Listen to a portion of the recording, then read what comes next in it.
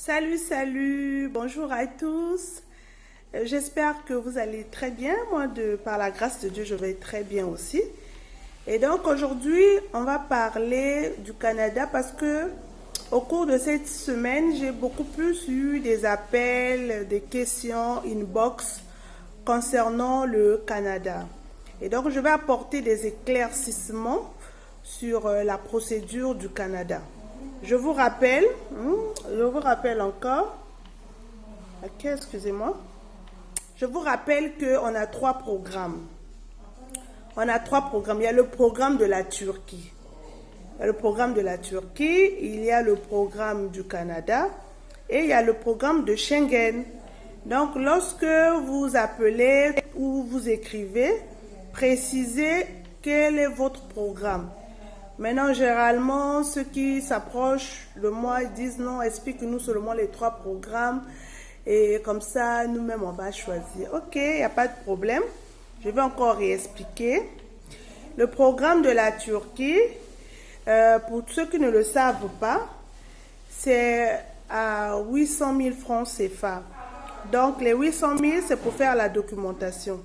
Ça nous permet de vous mettre l'argent dans le compte, de vous trouver une invitation turque et ensuite de vous faire le dossier fiscal parce que c'est un pays commercial et donc au consulat ils aiment bien lorsque vous dites que vous faites un voyage d'affaires. Vous comprenez, hein? J'espère que vous me comprenez. Lorsque vous faites un voyage d'affaires, c'est ce qu'ils aiment bien. Ils aiment bien comme ça. Alors je constate que beaucoup de gens me suivent, mais ils ne s'abonnent pas. Abonnez-vous sur la page, sur la chaîne. Ça me motive aussi. Je ne vous demande pas de l'argent, je ne vous demande rien. Je le fais par compassion, par amour des autres.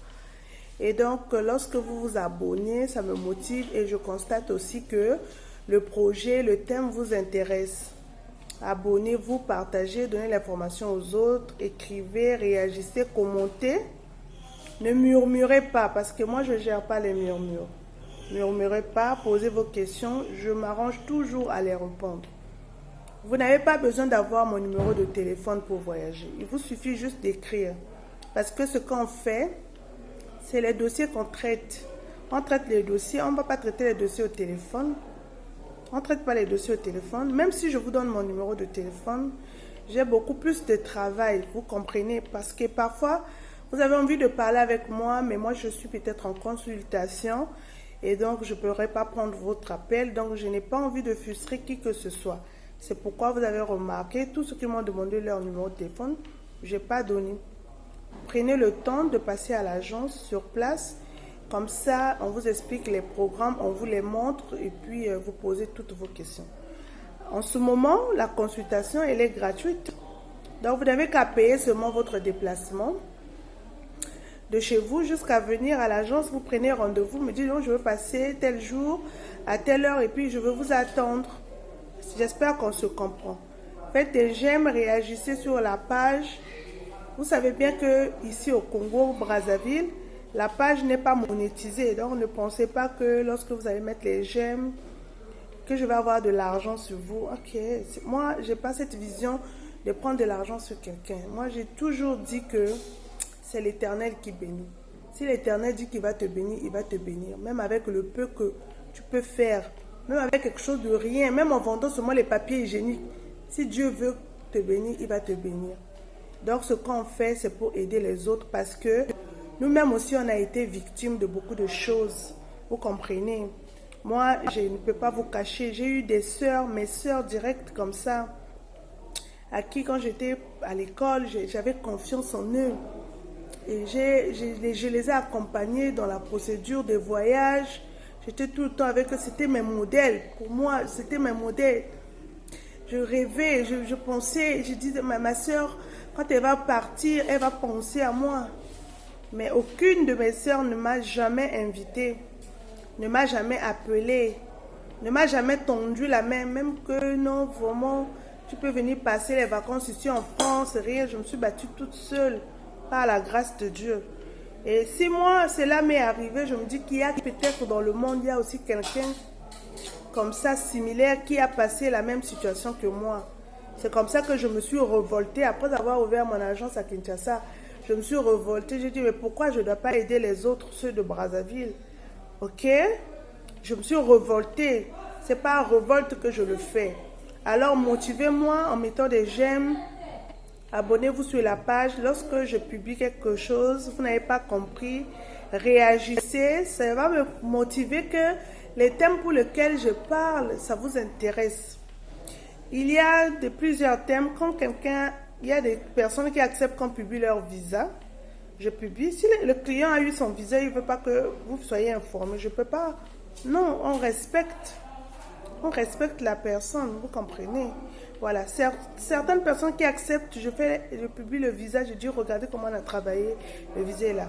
Et d'autres qui peuvent encore accepter dans l'avenir qu'on puisse les accompagner à l'aéroport. Vous allez voir aussi, je vais vous montrer. Mais ceux qui n'acceptent pas, je ne peux pas faire sans leur volonté, vous comprenez? Et donc, on traite les dossiers, je reviens sur ça. On traite, il y a les programmes de la Turquie, il y a le programme du Canada, il y a le programme de Schengen. Le programme de la Turquie, on te fait le dossier. Donc, si vous avez un compte, parce qu'on a remarqué qu'il y a beaucoup de gens qui ont des comptes, mais le solde de compte ne convient pas pour voyager. Donc, le solde, il n'y a pas 4 millions, il n'y a pas 5 millions, vous comprenez?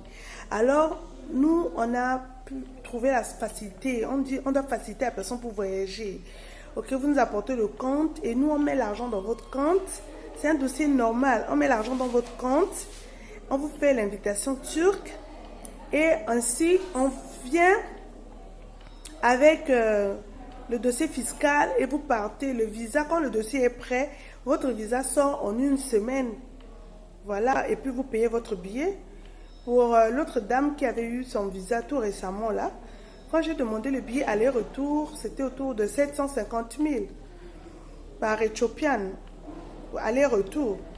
Ok? Et je vous dis toujours que lorsque vous partez en Turquie, prenez le temps, prenez vraiment le temps, je vous en prie, prenez le temps d'emmener autour de 350 $ ou 400 $ pour acheter votre carte de séjour de 1 année. Et je vous donne aussi la précision que le billet de la Turquie a une validité de 11 mois. Donc, quand vous achetez maintenant, vous pouvez rester là-bas sur le territoire pendant 11 mois. Donc, ça sera valable même jusqu'à janvier 2023. Le billet a la validité de 11 mois. J'espère que vous comprenez les programmes de la Turquie. Les programmes de Schengen, on ne prend pas une personne. Non. Le programme de Schengen, on le fait à 3 millions. On donne le visa à 2 personnes. Voilà. Parents avec enfants. Ou voilà. Il faut qu'il soit 2. Donc, dans tous les cas, que ça aille comment là, c'est le visa sur 2 personnes, on fait à 3 millions. Donc, vous pouvez vous organiser.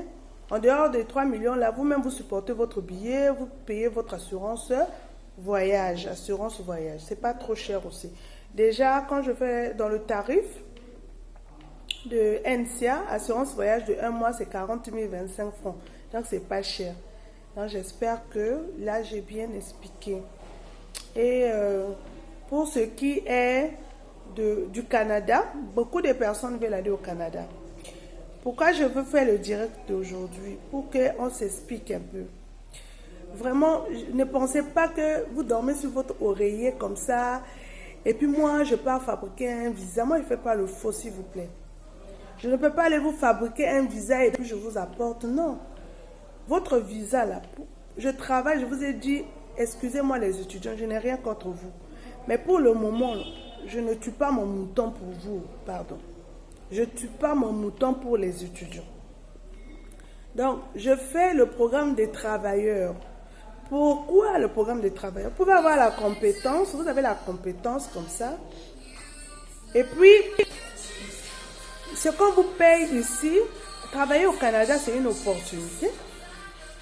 C'est une opportunité. Moi, je ne vous fais pas fuir du pays. Non. C'est une opportunité.